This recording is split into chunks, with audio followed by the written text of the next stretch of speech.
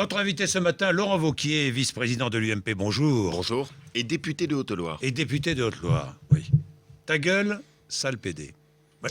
Non, mais C'est à moi que vous parlez, là. Mais non, c'est ça pour vous. Je dis ce que j'entends, ce que j'ai entendu hier soir, et ce que tout le monde a entendu hier soir. À Lille, par exemple, à Lille, lorsqu'un bar a été saccagé, c'est provoqué par qui, ce genre de comportement homophobe? D'abord, la première chose, c'est qu'il faut les condamner.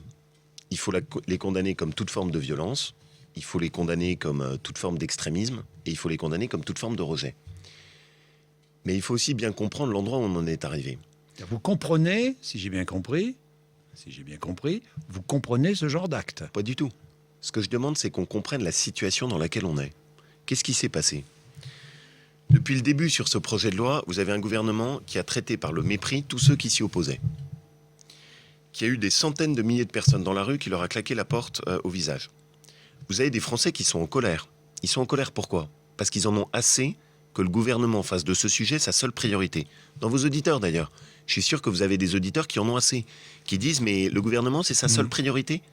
On va prendre un exemple si vous me permettez. J'ai la sensation que vous aussi c'est votre seule priorité à l'UMP. Ah, moi je préférais parler d'autres choses. D'ailleurs je m'apprête à vous parler d'autres choses. On va parler d'autres choses. Non mais je vais vous donner un exemple précis. Pas. Alors allez-y. Le gouvernement a changé le calendrier parlementaire pour pouvoir discuter du mariage gay et de l'adoption. Une loi votée et proposée par Nicolas Sarkozy. Très bien, parfait. Oui. Vous vous souvenez pas d'une autre loi? Vous vous souvenez pas d'une loi qui avait été promise par Monsieur Hollande, qui était la loi pour la revitalisation des sites industriels. C'était celle qui était supposée nous permettre de sauver Florange et Petroplus. Il nous l'avait promise pour septembre 2012. Sur un plateau télévisé, Arnaud Montebourg m'avait redit en face, vous inquiétez pas, je la ferai passer au plus tard, à Noël ou au tout début du mois de janvier-février. Là, rien, pas d'urgence. Ah ben, sur Florange, ce sujet-là, Florange, c'est mort. Oui, oui, mais sur enfin, ce cela dit, personne n'a trouvé de solution pour Florange. Non, ni vous, la ni loi, Monsieur Bourdin, elle n'était pas sur Florange. Oui. Elle était sur tous les sites La industriels. revitalisation, oui. Vous aviez des sites industriels qui fermaient. Comment C'est s'assurer qu'il y ait quelqu'un qui reprenne? Là, il n'y a pas d'urgence. Là, il n'y a pas besoin de bouleverser l'ordre du jour du Parlement. Là, on s'en fiche. Par contre, sur le sujet du mariage et de l'adoption, on est prêt à en faire la seule Oui, mais urgence. attendez, Je Laurent ne Wauquiez, comprends plus ça. oui, mais c'est un peu injuste ce que vous dites. Moi, je ne veux pas défendre le gouvernement, mais c'est en deuxième lecture, après des semaines et semaines de débats que vous avez voulu faire durer en déposant des milliers d'amendements, Laurent Wauquiez. Donc, le débat, ça fait depuis quand? Pardon, depuis quand a commencé ce débat sur Monsieur Bourdin, le mariage pour tous? là, il y a un choix du gouvernement qui est d'établir sa hiérarchie de Mais priorité. justement, le gouvernement peut peut-être accélérer les et choses il y a- pour qu'on arrête avec cette loi, non? Et il y a un mensonge qui est quand même un petit sujet dans la République. On vous promet une loi qui est destinée à sauver de l'emploi et elle sort pas. Ça vous gêne pas? Ah si. Bah, moi, ça me gêne. Moi aussi, ça me gêne. Bon. Mais moi aussi, ça me gêne. Mais ça me gêne aussi votre obstruction. Parce que vous pouvez pas à la fois demander non, vous êtes... C'est quoi de l'obstruction? J'aime bien quand vous souriez, Laurent Wauquiez. Parce que vous le savez bien, au fond de vous-même. Monsieur Bourdin, Vous êtes dans une ambiguïté, évidemment. Monsieur Bourdin, c'est quoi Oui. de l'obstruction? Oui. De l'obstruction, c'est quand un parlementaire dépose 15 amendements? Non, l'obstruction. C'était à peu près la moyenne des amendements déposés par député. Là, maintenant, on a un temps limité de parole, qui est 25 heures. Ça va, non? Ça va durer 2 jours. 25 heures, ça va, non, c'est bien. Oui, ça va. Mais le problème, Alors, c'est si pas. ça Mais va. le problème n'est pas le sujet du débat parlementaire. Bah si, c'est ce que j'entends partout. C'est Non. ce que vous dites. Non. Le débat est tronqué, le débat est raccourci, coup m'avez- d'État. J'ai même entendu coup d'État parlementaire à l'UMP. C'est pas ça le problème. Le problème, c'est la hiérarchie de priorité du gouvernement. Ça, c'est le vrai Ça, on est bien problème. d'accord. Le problème, c'est des Français qui se disent incroyable. Le pays est en faillite économique, sociale, morale, et le seul sujet dont on débat à l'Assemblée, c'est le mariage et l'adoption homosexuelle, qui ne concerne que quelques dizaines de milliers de personnes, alors que les sujets sur Alors, on est l'emploi, d'accord. le déficit Alors, et le qui chômage, dit- c'est des qui millions de déclare, Français. Nous pouvons gagner la bataille dans la rue. Qui déclare ça? Décidément, aujourd'hui, c'est le concours de citation. Non, mais je vous pose la Allez-y. question. C'est qui? Je ne sais pas. À l'UMP, on n'a jamais dit ça. Vous avez Bon, la citation. des responsables de l'UMP, Qui? vous le savez bien. Peut-être Monsieur Copé, peut-être Monsieur, je sais pas, non, d'autres. Monsieur Mariton, Monsieur. Sur ce sujet-là, la seule chose, c'est que je le dis et je le répète, le gouvernement devait faire des gestes. Il n'y a eu aucun geste. Mais On a la fermé bataille porte. de la rue, vous pensez que il est possible de gagner la bataille de la rue? Ce que je crois, c'est qu'en tout cas, sur Est-ce ce... que c'est irresponsable de dire cela? Non, je crois que ce qui est irresponsable, c'est d'avoir sorti dans la rue des gens qui jusque-là n'avaient jamais manifesté. Ce qui est Alors, est-ce qu'ils irresponsable... doivent rentrer maintenant? Moi, je considère que sur ce thème-là, je l'ai toujours assumé. Vous les encouragez à continuer de descendre dans la rue? Moi, je descendrai encore dans la rue, oui. Ouais. Parce que c'est un thème de conviction pour moi. Je l'ai C'est bien toujours ce que je défendu. disais, la bataille C'est- se gagne dans la rue. Parfois, visiblement, dans une démocratie avec un gouvernement autiste, ça Ouais. peut être nécessaire. Voilà. Donc, il est nécessaire d'aller dans la rue pour gagner la bataille. Qu'est-ce qui se passe? Non. Vous avez Ça un veut dire gouvernement... quoi? Il est nécessaire d'aller saccager un bar homophobe. Ah, pardon. Monsieur Bourdin. Excusez-moi. Est-ce Alors- que c'est responsable que de dire Alors, ce je que vais vous aller, dites? je vais aller Allez-y. jusqu'au bout des choses. Allez-y. On a le droit dans ce pays Allez-y. encore de manifester. Mais bien sûr. On a le droit encore dans ce pays, quand Mais des bien sûr. convictions profondes qui touchent à la famille, à la conception de la place de l'enfant sont en cause, d'aller dire Mais ce qu'on bien pense sûr. dans la rue. Et dans le même temps, j'ai le droit aussi de vous dire que je ne cautionne aucun casseur. Que pour moi, le casseur qui tient en plus des propos homophobes n'a rien à voir avec ce que je défends. Ce que je défends, c'est un mouvement serein, un mouvement qui est au clair avec ses valeurs et qui dit clairement aussi que ne touchez pas à la vision de la famille et à la vision de l'enfant. Et qui dit aussi qu'il y a d'autres sujets suffisamment importants en France. Alors Voilà. justement, Est-ce que une ça, c'est génération de droite, oui, Laurent Merci. Wauquiez, une génération de droite se construit contre le mariage gay. Vous êtes d'accord ou pas avec cela? Ce que je pense surtout, c'est qu'il y a une génération qui est en train de dire quelque chose d'assez simple. Il y en a ras-le-bol de la bien-pensance de la modernité, au nom de laquelle on nous explique que le social, c'est automatiquement l'assistanat, au nom de laquelle on nous explique que d'un certain nombre de valeurs auxquelles on croit, il faut toutes les basculer au fossé, que tout ceci n'a plus aucune importance et qu'on est dans un nouveau monde post-moderne. Et ben moi, je crois qu'effectivement, il y a des gens en France qui en ont assez d'avoir des petits cénacles qui leur dictent ce qu'ils doivent penser. Oui, ça, je le crois. Vous prenez la tête d'un mouvement que l'on pourrait appeler, tiens, le Tea Party à la française. Je me trompe ou pas? Oui, je pense que vous vous trompez, Ah bon? si je peux me permettre. Oui, oui, bien sûr. Non, je vous dis ça parce que vous préparez un livre sur les tabous, c'est vrai? Oui. Pourquoi est-ce Quel tabou? on peut prendre, on en a évoqué un par exemple, le tabou de la différence entre aider des gens qui sont en difficulté et faire de l'assistanat. On peut prendre un deuxième tabou, qui est un sujet qui me tient à cœur, Allez-y. la différence entre le libre-échange et le protectionnisme européen. Moi, je considère que l'Europe ne se protège pas assez. On peut prendre un autre tabou, l'illettrisme en France. Combien de personnes touchées 15 à 20% de Français qui sont touchés par l'illettrisme. Un sujet qu'on n'évoque jamais. On continue à faire comme si l'école de la République était parfaite. Voilà, c'est des thèmes comme cela qui m'intéressent. C'est-à-dire, au fond, et c'est ça aussi qui est derrière ce mouvement, le sentiment d'un certain nombre de Français que les sujets que eux ils voient au quotidien ne sont jamais traités par personne. Alors, Laurent Wauquiez, on va parler de la situation économique, on va oublier le mariage pour tous. Tiens, les allocations familiales. J'ai vu cette proposition d'Hervé Mariton, vous allez me dire si vous êtes d'accord. Supprimer ces allocations versées à certains immigrés en situation régulière qui travaillent, mais qui sont là depuis assez peu de temps en France. Vous êtes favorable ou pas? Moi, ce à quoi je suis favorable, alors pour les allocations familiales, ça peut être un autre sujet, mais ce à quoi je suis favorable en tout cas, c'est que pour l'accès à notre système global social, Oui. on considère qu'il faut que les gens aient un minimum cotisé en France. Ça me semble pas illégitime. Oui, ça, oui. Voilà. Et d'ailleurs, mais mais aujourd'hui, alors c'est là- pas le cas. Là, non, mais alors, la suppression des allocations versées à certains immigrés qui sont en situation régulière, évidemment, et qui travaillent, Non, mais ce qu'on peut imaginer. oui ou non? Je vais Vous répondre. soutenez? Vous me laissez 2 secondes pour répondre. Allez-y. Merci. Sur ce sujet-là, le point qu'on pourrait demander, qui me semble légitime, c'est de dire quand un étranger arrive en France, on considère qu'il faut à peu près 1 an de cotisation avant de pouvoir bénéficier un minimum du système social. Ça me semble normal.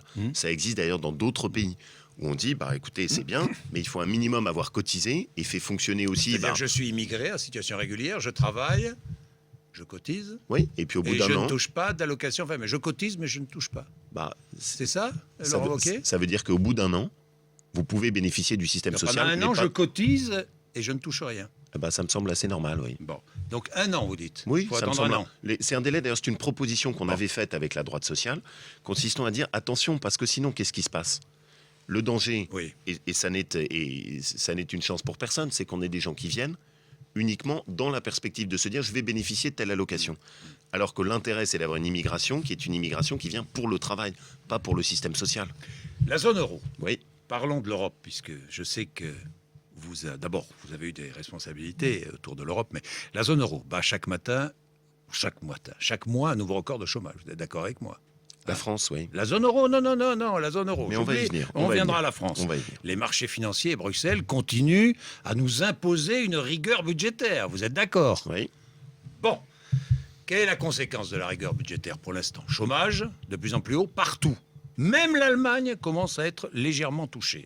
Conséquence, avec un chômage très haut, des salaires de plus en plus bas. Conséquence, des ménages sans dette. Conséquence, les banques sollicitent évidemment l'aide des États. Est-ce que la rigueur budgétaire européenne n'est pas en train d'encourager la récession? Alors, vous me permettez quelques remarques là-dessus, Allez, très simples. allez-y. La première, ça dépend de ce qu'est la rigueur. Si c'est la rigueur version française, où vous faites la poche des Français en augmentant sans cesse les impôts en dépit de ce que vous aviez promis, alors c'est une rigueur qui est catastrophique parce qu'elle tue la consommation. Si c'est en revanche l'effort qui consiste à regarder votre panier de dépenses et se dire, dans les dépenses publiques, il y en a qui sont légitimes, il y en a qui sont inutiles, et d'essayer de faire le ménage chez vous, ça a du sens. Ça a du sens parce que vous ne pouvez pas continuer à dépenser comme on a dépensé pour une raison toute simple, c'est que la réalité, c'est que vous léguez ces dépenses à vos enfants et à vos petits-enfants. Premier point. Deuxième point, dans le même temps où on fait ce ménage, il faut se donner un peu d'oxygène. Et là, de ce point de vue, il y a besoin d'une politique monétaire qui soit plus accommodante. Accommodante, ça veut dire quoi? Qui ne nous serre pas la vis. Mais qui serre la vis? La Banque Centrale Européenne, évidemment. L'Allemagne? L'Allemagne, oui, mais qu'est-ce qui se passe en Allemagne? Les Allemands, ils disent, vous êtes La gentils. Commission européenne? La Commission européenne, en ce moment, essaye malgré tout d'envoyer des signaux. Et je pense que c'est ça qu'on doit encourager. Mais on l'encourage comment? Si jamais on donne l'impression de leur dire, écoutez, nous mettez pas la pression pour qu'on puisse continuer à augmenter la dépense publique, alors ça n'a pas de sens. Ça n'a pas de sens parce que ça bénéficie pas aux Français, ça n'a pas de sens parce qu'un jour ou l'autre, ça se transformera en impôt. Et ça, je crois que les Français l'ont bien compris maintenant. Je voudrais juste rappeler une petite chose. Souvenez-vous, en début d'année, qu'est-ce qui nous avait été promis? On nous avait dit aucune augmentation d'impôts. François Hollande avait dit, il n'y aura pas d'impôt nouveau. Moscovici explique, non, vous inquiétez pas, il n'y a pas d'impôt nouveau. 6 milliards d'euros au minimum. Même vous, sur votre antenne, vous l'avez dit. 6 milliards d'euros au minimum d'impôts nouveaux. Donc on se fiche de nous. On nous ment. On a une politique économique qui en ce moment est assise sur le mensonge. Il y a un moment où il faut avoir le courage de dire aux Français la vérité. Oui, il faut donner un peu d'oxygène, pas de rigueur stupide. Ça fait combien de temps qu'on nous ment, Wauquiez, que les politiques, les responsables politiques nous mentent sur les prévisions de croissance, sur l'augmentation des impôts, sur notre niveau de vie? Non, je vais dire... Non, mais sur la dette. Monsieur Bourdin. On va lutter contre la dette. Ça fait combien de temps que j'entends ça? Monsieur Bourdin. Combien de temps vous êtes jeune, plus jeune que moi. Vous entendez ça depuis 30 ans, Laurent Wauquiez. Moi aussi. Peut-être, et sans doute, est-ce que vous avez raison en disant chacun doit balayer devant sa porte. Et le mensonge ne peut plus être un outil dans la boîte à outils du politique. Fini. Sauf que là, soyons un peu précis. Et ayons juste de la mémoire, même pas 30 ans, 9 mois. Qu'est-ce qu'on nous a dit? Les augmentations d'impôts à 90% ne porteront que sur les plus riches. Ah bon? C'est ce que les Français ressentent? On nous a dit le déficit sera contingenté à 3%. On vient de nous annoncer qu'en fait non. On nous a dit, on vient de le rappeler, que les prélèvements obligatoires, les impôts, n'augmenteraient pas l'année prochaine. Eh ben, on s'aperçoit qu'on nous a menti. On nous avait dit, vous venez de l'évoquer, que la croissance européenne, l'austérité, c'était fini. Visiblement, on est loin du compte. Et on nous avait enfin dit que la croissance revenait. Si ça se trouve, on va tomber en récession. Qu'est-ce qui est en train de se passer? Sur le plan économique, on a une politique économique qui n'est pas juste sur quelques sujets d'ajustement, mais structurellement construite en ce moment sur le mensonge. Et comme on ne pose pas le bon diagnostic... François Hollande est un menteur? Ah bah oui, c'est très clair, évidemment. Enfin, sur tous ces sujets... C'est un menteur. Mais je le dis très simplement, sur tous ces sujets-là, il a menti. Il ressemble à Jérôme Cahuzac, quoi. C'est pas de même nature. Enfin, gardons un tout petit peu, de distance quand même. Bon, mais d'accord, mais Monsieur Bourdin, je pose la question, moi. Puisque c'est l'expression consacrée en ce moment, les yeux dans les yeux. Oui, il a menti aux Français. Je la connais bien, parce qu'elle a été utilisée ici la première fois. Il a menti aux Français, c'est tout. C'est-à-dire, il y a un moment, il faut appeler un chat un chat. Quand on nous a dit les augmentations d'impôts ne seront payées que par les plus riches, il a menti. Quand il nous a expliqué que la croissance économique revenait, il a menti. Quand il nous dit que l'inversion de la courbe du chômage, c'est pour après-demain, il ment. Et ça n'est pas sain, parce que du coup, on raconte des fariboles aux Français, au lieu d'expliquer les vrais efforts qu'on doit faire. Et les vrais efforts qu'on doit faire, c'est que oui, on doit baisser la dépense publique. Pas augmenter les impôts, baisser la dépense. Vous n'êtes pas un menteur, vous Laurent Wauquiez. Hein, vous n'êtes pas un menteur. Non, mais je vous pose la question. Vous me prendrez sûrement. J'ose plus. Vous me prendrez sûrement en défaut sur telle ou telle chose. Bon, Laurent Wauquiez. Donc, parlons de l'UMP. Personne n'est parfait. Parlons de l'UMP. Ah, c'est pour m'obliger ensuite à dire la vérité que vous dites ça, Monsieur Bourdin. Dites-moi la vérité sur l'UMP. Allez-y, je vous en prie. Vous, l'infantile. L'infantile. Mais c'est pas moi qui ai employé cette expression, Qui est-ce qui a employé cette expression? Dites-le-moi. Alors, c'est Jean-François Copé qui a utilisé cette expression. Oui. Je vais vous dire les choses. Vous, l'infantile. Je vais vous dire les choses très... Pourquoi êtes-vous infantile, d'ailleurs? On va essayer un peu d'élever le débat, si vous êtes d'accord. Sur le sujet de l'exemplarité et de la transparence, il y a des approches différentes des politiques. Il y a certains politiques, et moi je respecte cette position, qui disent attention à la transparence parce que ça va avoir des excès. Et c'est une position que je comprends. Il y en a une autre qui est la mienne, qui est partagé par des personnes comme Bruno Le Maire ou des gens comme Éric Ciotti ou Gérald Darmanin ou Alain Juppé qui a présenté sa déclaration de patrimoine ou François Fillon, qui disent dans cette période où on a quand même cassé totalement la confiance entre les politiques et les Français, il faut qu'il y ait plus d'exemplarité. C'est pas un petit débat, c'est un débat légitime dans lequel moi je respecte les positions des uns et des autres. Mais il y a une ligne rouge que je m'astreins, c'est que j'utilise pas les petites phrases. J'utilise pas les petits mots contre les gens de ma propre famille. On a suffisamment donné dans le registre à la fin de l'année dernière, donc ça va. Vous ne m'entendrez pas faire de petites phrases contre Jean-François Copé. Alors lui, il a utilisé ce propos.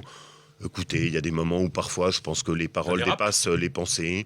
Je lui en veux pas du tout. Il paraît qu'au bureau politique de l'UMP, hier, vous avez été brocardé, me dit-on. Ouais, vous n'y étiez pas. Hein, je vais vous dire les choses très simplement. Je considère que notre devoir, quand on est responsable politique, c'est d'essayer de préserver l'unité et le rassemblement. Alors je vous pose une question, puisque vous n'êtes pas un menteur. Est-ce que Jean-François Copé est un bon président de l'UMP ?